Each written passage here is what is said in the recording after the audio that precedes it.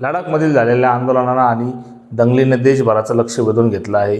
नेमके हे सर्व प्रकरण काय आहे? लडाखमधील आंदोलनकर्त्यांच्या मागण्या योग्य आहेत का? आणि या आंदोलनकर्त्यांचं पुढचं भविष्य काय? या सर्व विषयावर आज आपण सविस्तर चर्चा करणार आहोत। तर नमस्कार मित्रांनो, मी सचिन आणि तुम्ही बघत आहात जागतिक विचार मंच। 2019 मध्ये जम्मू काश्मीरचा विशेष राज्य दर्जा काढून घेण्यात आला आणि लडाखला केंद्रशासित प्रदेश बनवण्यात आलं। तरी देखील लडाखच्या स्थानिक लोकांच्या अपेक्षा पूर्ण झाल्या नाहीत।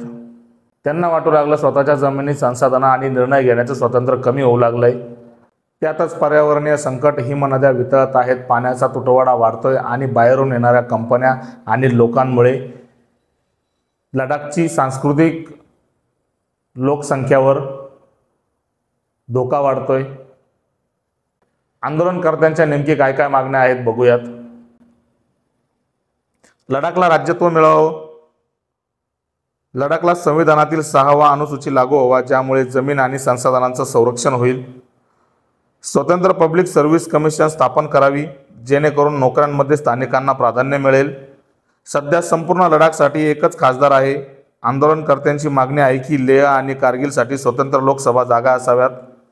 स्थानिक प्रशासनावर लोकशाही नियंत्रण वाढावं। निवासी धोरण ठरवावं, म्हणजे बाहेरच्या लोकांचा अनियंत्रित ओघ थांबेल। आणि महत्त्वाचं म्हणजे सरकारने आधी दिलेले वचन पूर्ण करावे। आणि या सर्व मागण्यांसाठी पर्यावरणीय आणि सामाजिक कार्यकर्ते सोनम वांगचुक यांनी 35 दिवसांचं उपोषण सुरू केलं। त्या उपोषणात त्यांच्यासोबत स्थानिक संघटना आणि हजारो युवक जोडले गेले। आणि हे आंदोलन शांतपणे चालू असताना अचानकपणे 24 सप्टेंबर 2025 रोजी या आंदोलनाने हिंसक वळण घेतलं। सरकारी इमारती जाळण्यात आल्या, भाजपचं कार्यालय देखील जाळण्यात आलं, गाड्यांची तोडफोड करण्यात आली। या सर्वांमध्ये 2 तरुण मृत पावले आणि अनेक लोक जखमी देखील झाले आहेत। सरकारने लगेच कर्फ्यू जाहीर केला आणि लडाखचं इंटरनेट सेवा देखील बंद करण्यात आली आहे। लडाखच्या या शांतपणे चालणाऱ्या उपोषणाने अचानकपणे हिंसक वळण कसं काय घेतलं, जाणून घेऊयात। सोनम वांगचुक यांनी 35 दिवसाचं उपोषण चालू केल्यानंतर त्यांच्यासोबत अनेक संघटना आणि अनेक युवक देखील सामील झाले। त्यात हजारो युवकांनी काही दिवस उपाशी राहून देखील काढले आणि एके दिवशी 2 तरुणांची तब्येत बिघडली आणि त्यानंतर या वातावरणाने हिंसक वळण घेतलं। आणि या आंदोलनात काँग्रेसचे काही नगरसेवक देखील उपस्थित होते। त्यांनी या आंदोलनाला हिंसक वळण देण्यासाठी मार्गदर्शन देखील केलं। हातात बंदुका घेऊन, तोंडाला मास्क लावून काँग्रेसचे अनेक कार्यकर्ते या आंदोलनात मिसळले आणि या आंदोलनाला एक हिंसक वळण प्राप्त झालं। 6 ऑक्टोबर रोजी केंद्राकडून आंदोलनकर्त्यांच्या या सर्व मुद्द्यांवर चर्चा करण्यात येणार होती।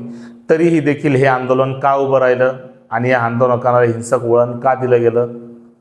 पण स्थानिकांचा असा आरोप आहे की चर्चेसाठी सरकार वेळकाढूपणा करतंय। आतापर्यंत 3 ते 4 वेळेस सरकारने आम्हाला बैठकीचे आमंत्रण दिले आहे, पण यावर कुठल्याही प्रकारची चर्चा झालेली नाही। स्थानिक लोक यापुढे असंही म्हणाले की फक्त विकास करून चालणार नाही, स्थानिक लोकांच्या मूलभूत प्रश्नांकडेही सरकारने लक्ष द्यावे।